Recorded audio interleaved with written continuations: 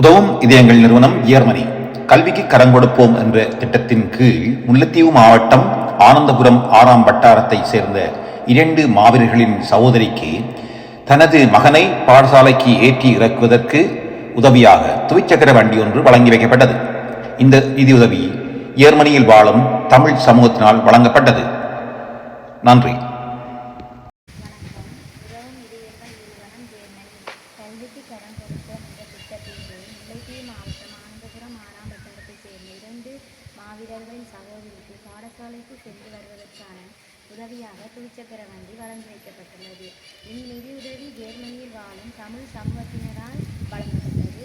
இந்த நிதியை வழங்கிய அனைத்து உறவுகளுக்கும் மனமார்ந்த நன்றிகளை தெரிவித்துக் கொள்கின்றேன். நன்றி.